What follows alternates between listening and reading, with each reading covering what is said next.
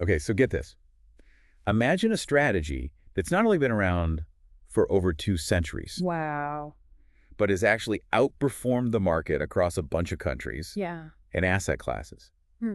That's the potential of momentum investing That's right. we're going to dive into today. Really fascinating stuff. And what's even wilder, we're debunking the most common myths around it using some cutting-edge research Yeah. from AQR Capital Management. It's really interesting to me how momentum investing has been kind of quietly working Right? in the background, even before people formally studied financial markets. It's almost like a hidden superpower. Right. It really makes you wonder what else we might be missing. Yeah. We're digging into a paper called Fact, Fiction, and Momentum Investing. Okay. It was published in a special 40th anniversary issue of the Journal of Portfolio Management, Wow. That's and it's authored by some real investment experts. big deal. Clifford Asness, Andrea Frazzini, Ronan Israel, Yeah. I know those names. and Tobias Moskowitz. Yeah. So you know it's going to be good. Our mission today, to clear up all the confusion and give you the straight facts about momentum investing. Love it. We want you to walk away understanding what it is, why it seems to work, Okay. and even when it might not be the best approach. It's important to understand not just what it is, Right. but why it works, the underlying mechanic. Exactly. So let's unpack the basics. Momentum investing is built on this idea: stocks that have done well recently Yeah. tend to keep doing well, while those that have struggled, well, they keep struggling. This trend is called momentum, Makes sense. and the goal is to harness that momentum to create returns. Yeah, it's important to remember we're talking about relative performance here. Okay. It's not just whether a stock goes up or down on its own, Okay. but how it performs compared to other stocks. That's the key. Makes sense. Now let's dive into some of the myths surrounding momentum investing Okay. and see what the research has to say. Myth number 1. Momentum returns are too small Right. and inconsistent to be reliable. That's a common one. What's the reality there? Well, this is where the historical evidence gets really interesting. Okay. Momentum has been generating solid returns for over 212 years in U.S. equities, Wow. talking over 2 centuries. That's a long time. And it consistently beats both value investing, where you're looking for undervalued companies, Right. and size investing, which focuses on small versus large companies. It almost makes you wonder why everyone isn't using it right. Seriously. If we're talking numbers since 1927, momentum has generated an average annual return of 8.3%. Yeah, it's impressive. Compare that to a 4.7% return for value investing and a mere 2.9% for size investing. Wow. And get this, the trend continued, even after momentum investing became a hot topic in academic circles Yay. in the early 1990s. That's a critical point. The fact that momentum keeps working, even after being discovered, really speaks to its robustness. Yeah. It's not just a fluke. So it's not a flash in the pan, but some folks argue that it's too inconsistent. Sure. What does the data say about that? Well, the data shows momentum delivers positive returns most of the time, 69% of one-year periods, Wow. and a whopping 84% of five-year periods since 1927. Okay, so it's not perfect. Right, but even if it were inconsistent at times, remember, it's the performance of your whole portfolio that matters, right? Totally. It's not about one single investment doing all the heavy lifting. Yeah, exactly. A well-diversified portfolio isn't relying on any single factor being perfect all the time. And get this, combining momentum with value investing, Okay. say a 60-40 split, can actually smooth out your returns significantly. And it even improves your overall risk-adjusted return, which is measured by something called the Sharpe ratio. Wait, hold on. What's the Sharpe ratio again? I feel like I should know that, but a quick refresher would be great. Sure. The Sharpe ratio basically tells you how much return you're getting for each unit of risk you're taking on. A higher Sharpe ratio means you're getting more bang for your buck, so to speak. It's all about efficiency. Okay, that makes sense. Higher Sharpe ratio. Yep. Better risk-adjusted returns. Yep, there you go. So we've busted that myth about momentum being too small and inconsistent. Okay. What's the next misconception? Well, there's a myth that momentum is all about short selling, Right. making it only accessible to hedge fund wizards who bet against companies. Yeah. That one scares a lot of people off. Yeah, I can see why short selling sounds super risky for the average investor. Mm-hmm. But what's the truth about momentum and short selling? The truth is that myth is just plain wrong. Really? Data from Kenneth French's research actually shows that almost half of the profits from momentum investing come from being long winners, Okay. not just short losers. So you don't have to be some kind of Wall Street guru to benefit from momentum. That's good news for everyday investors like us, right? Absolutely. And to be clear, For anyone who's not familiar, being long simply means buying and holding a stock expecting it to increase in value. It's the opposite of short selling, where you borrow a stock and sell it, Okay. hoping to buy it back later at a lower price. Okay, so long is the traditional buy and hold, short is kind of betting against the stock. Got it. Got it. And it sounds like momentum works for both approaches. Right. A 2013 study by Israel and Moskovitz actually found no evidence that profits from shorting losers are any bigger or more important than profits from simply buying winners. Wow. Long-only momentum strategies are totally viable and profitable. That's awesome. It makes momentum investing a lot more accessible. Yeah, for sure. But what about the idea that momentum is only effective for small companies Right. and doesn't work for larger ones? Is that true? Actually, this is where things get a little ironic. That myth is true for value investing, not momentum. Really? Momentum returns are only slightly smaller for large-cap stocks, Okay. while value investing practically disappears when you focus on those big companies alone. Hold on. So if you're relying only on value investing for your large cap stocks, you might be missing out on some serious returns. Yeah, it kind of flips the script on that one. Where did that misconception even come from? It seems like it came from a couple of earlier studies, one by Hong and others in 2000, Okay. and another by Greenblatt and Moskowitz in 2004. Their research suggested a strong link between momentum and small-cap stocks, Uh-huh. especially during the 1980s and 1990s. But here's the thing.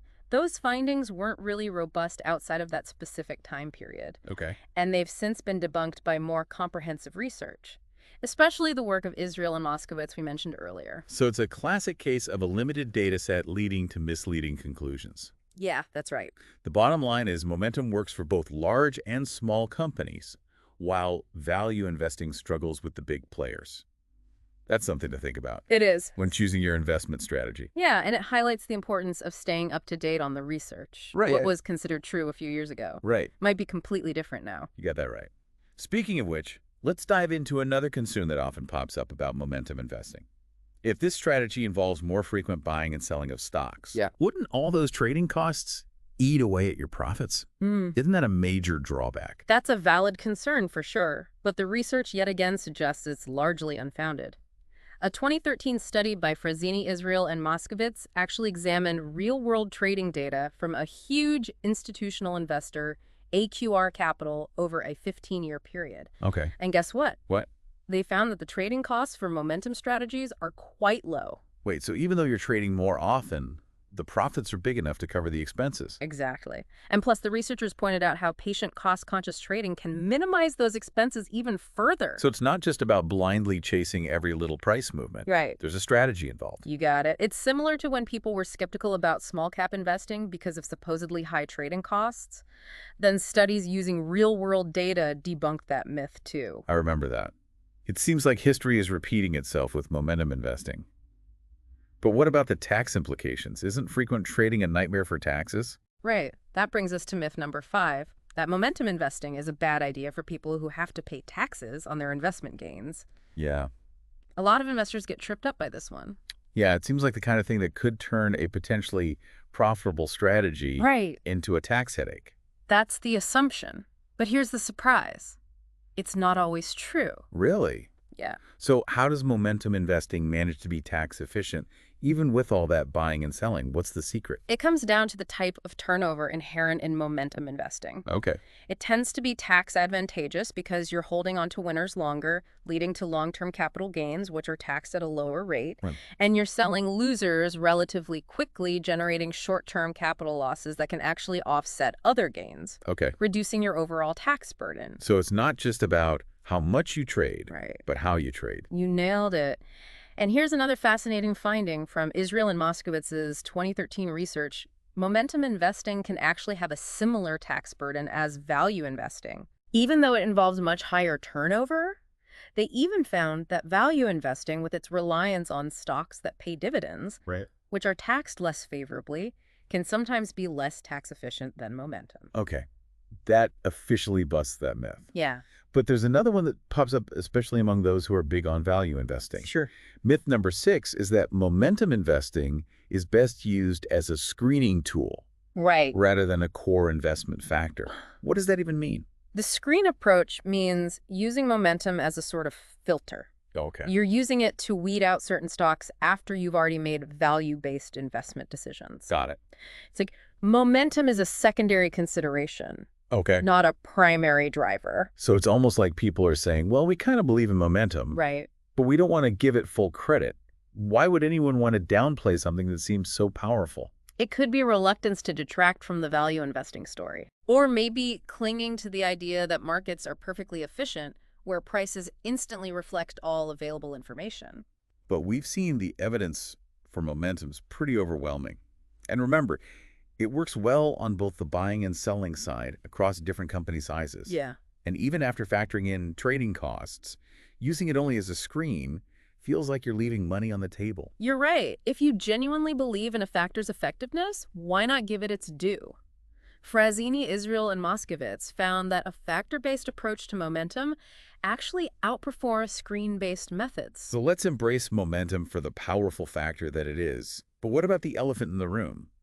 What if momentum investing, with all its success, just stops working? You're talking about myth number 7, the fear that momentum returns will simply disappear. Right. Should we be worried that momentum investing is about to go extinct? The data suggests we shouldn't be too worried. First, remember that any investment approach can underperform. Markets are incredibly complex and nothing works perfectly all the time.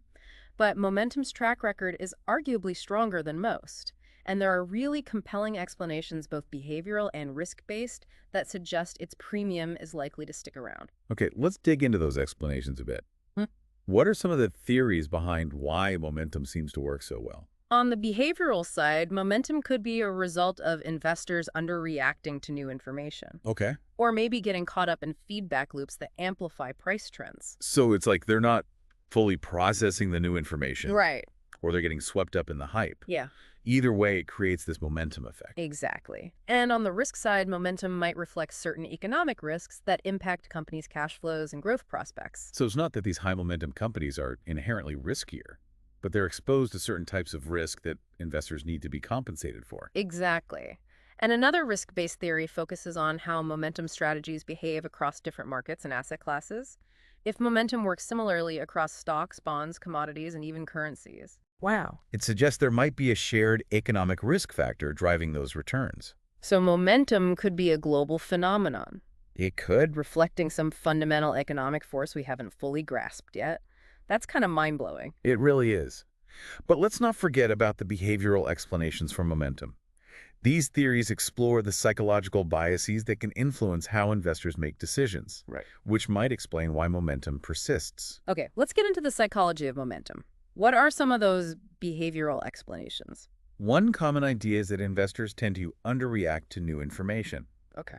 They might process data slowly or be hesitant to change their beliefs, leading to gradual price adjustments that create momentum. For example, imagine a company announces a fantastic earnings report.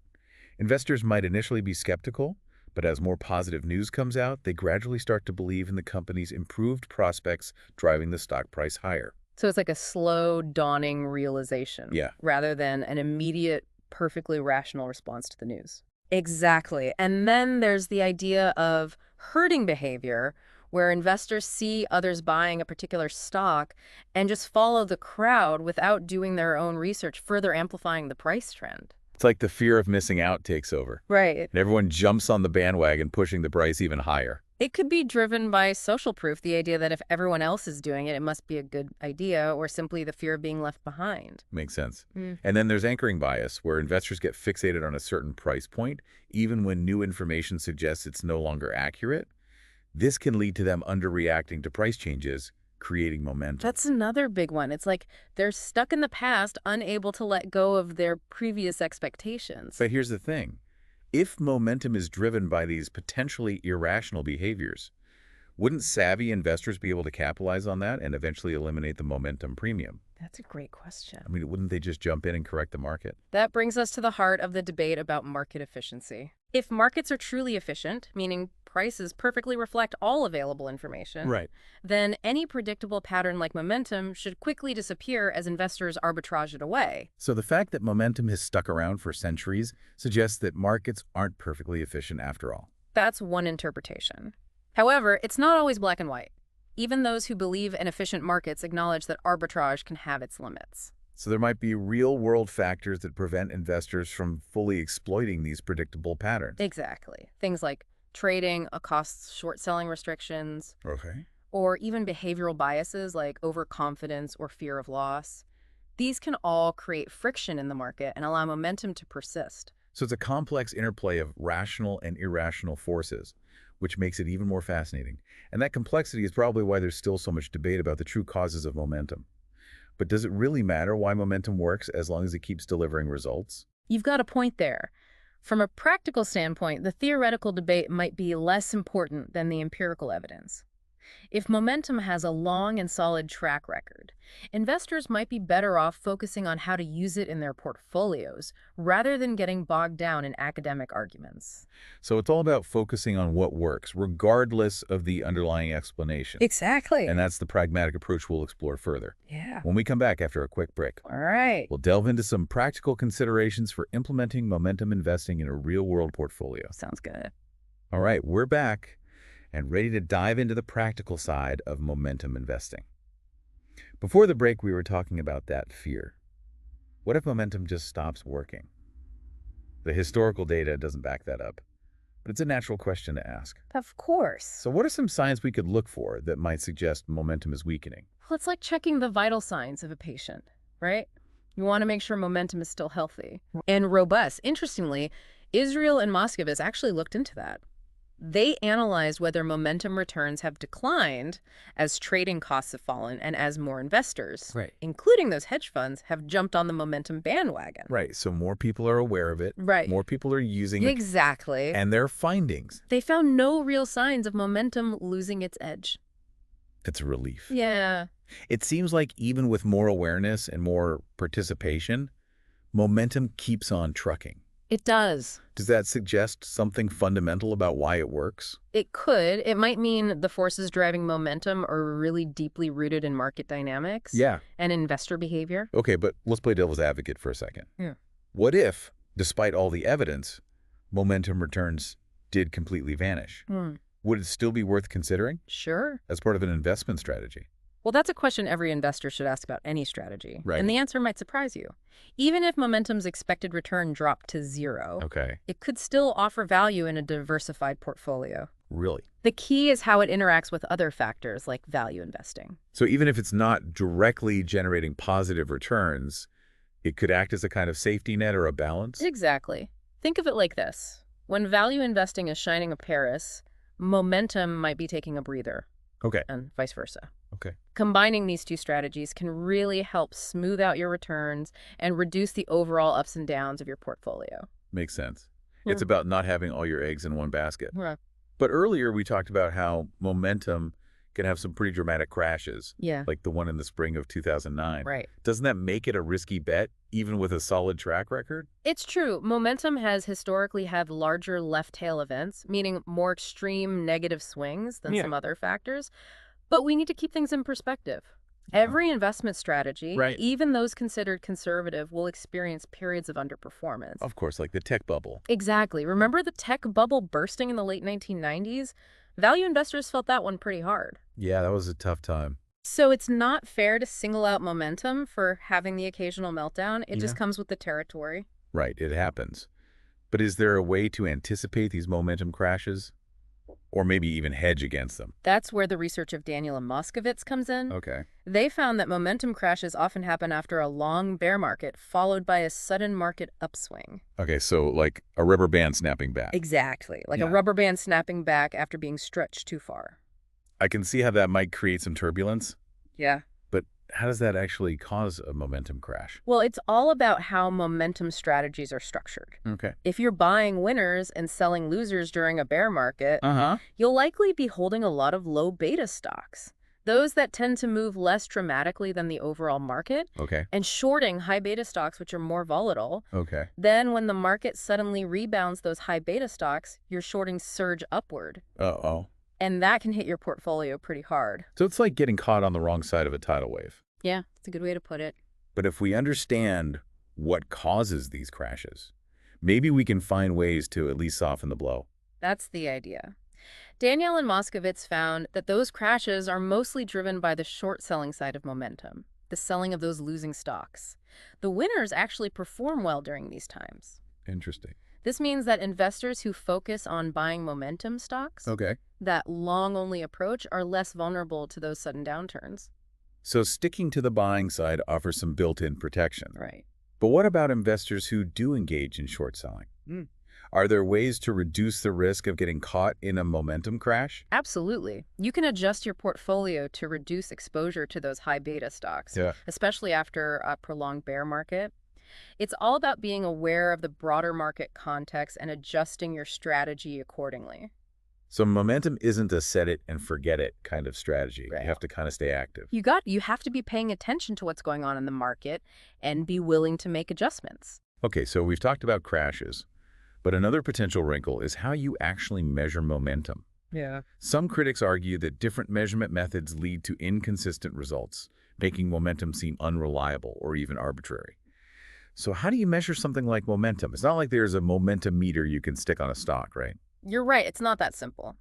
The most common way to measure momentum is to look at a stock's past 12-month return, excluding the most recent month to filter out any short-term noise. But there are other methods like looking at returns over different time periods or considering the consistency of past returns. Okay, so there are a few different approaches, but do they all lead to drastically different outcomes? Not really. While there might be some variation in performance over shorter periods, the overall momentum effect is pretty consistent across different measurement methods. That suggests momentum is a robust phenomenon, not just some random statistical quirk. So it's less about finding the perfect momentum measure and more about understanding that there are multiple valid ways to capture this effect. Exactly. It's similar to other factors like value investing. There are various ways to define and measure value, and they might give slightly different results over specific periods. The key is to choose a method that's well-researched and aligns with your overall investment philosophy. Okay, that makes sense. But even with all this evidence, there's still that big question: why does momentum work? Yeah. Is it just a quirk of market behavior, or is there some deeper logic at play? That's the million-dollar question. And as with many complex phenomena, there's no single universally accepted answer. The debate usually revolves around two main perspectives: risk-based explanations and behavioral explanations. Okay, so it's like the nature versus nurture debate for the stock market. Yeah. That makes it even more fascinating. We've already touched on the risk-based side, but I'm curious to hear more about those behavioral explanations. What are some of the leading theories about how human psychology might be driving momentum? One of the most popular ideas is that investors tend to underreact to new information.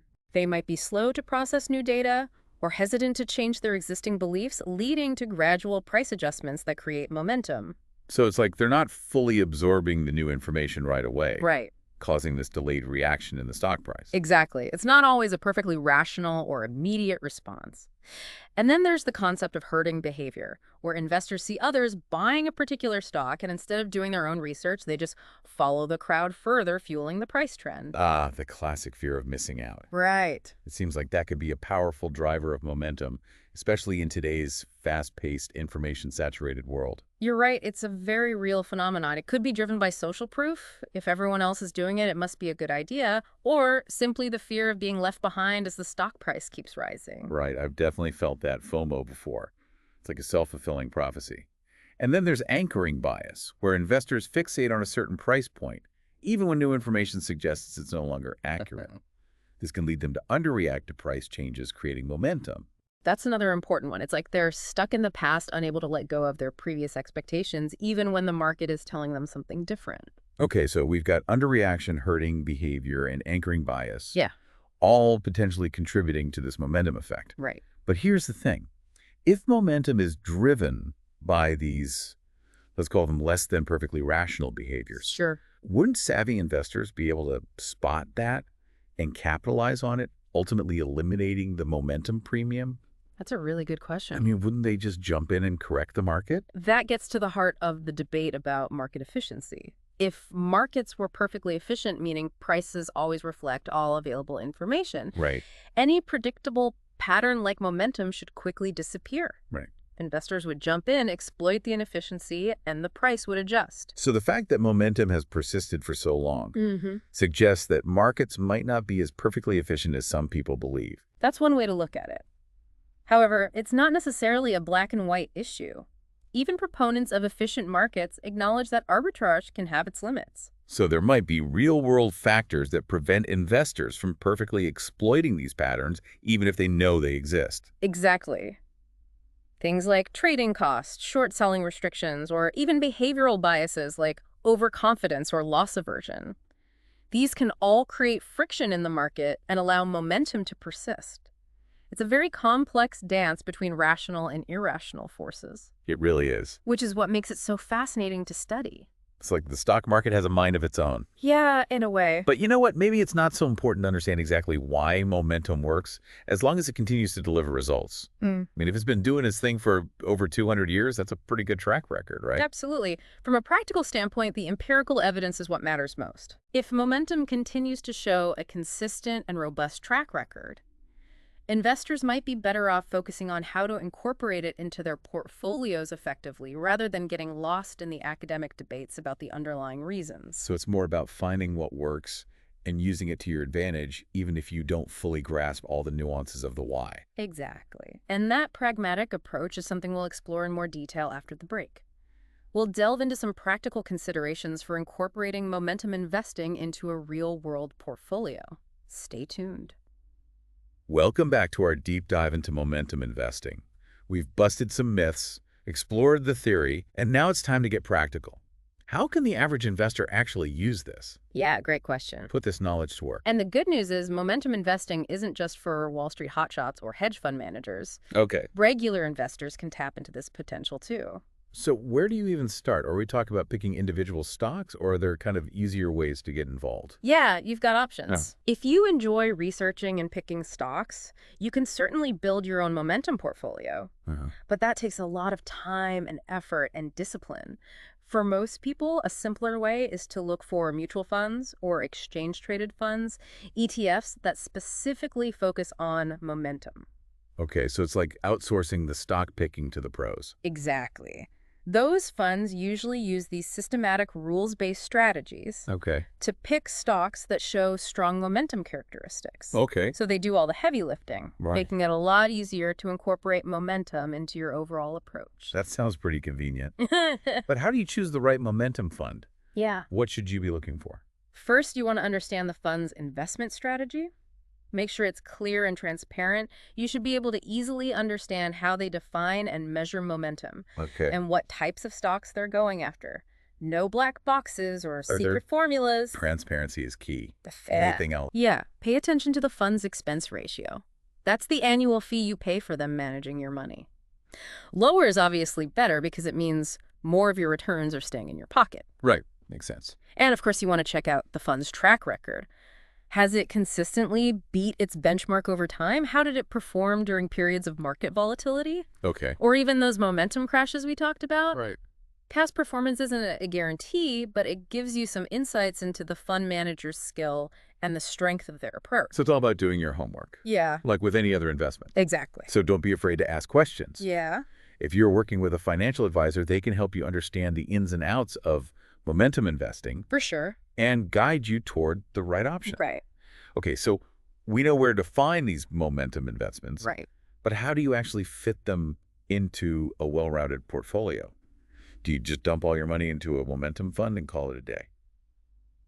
Well, probably not. Yeah, I had a feeling that wasn't the answer. You're right. That's not the best approach. Remember, diversification is crucial. Right. You want to spread your investments across different asset classes, sectors, and investing styles. So momentum should just be one piece of the puzzle. Exactly. It's like a balanced meal. You need more than just protein to stay healthy. Right. You need your fruits and your vegetables and other nutrients. Like all the food groups. Your portfolio needs a mix of ingredients to help you reach your financial goals.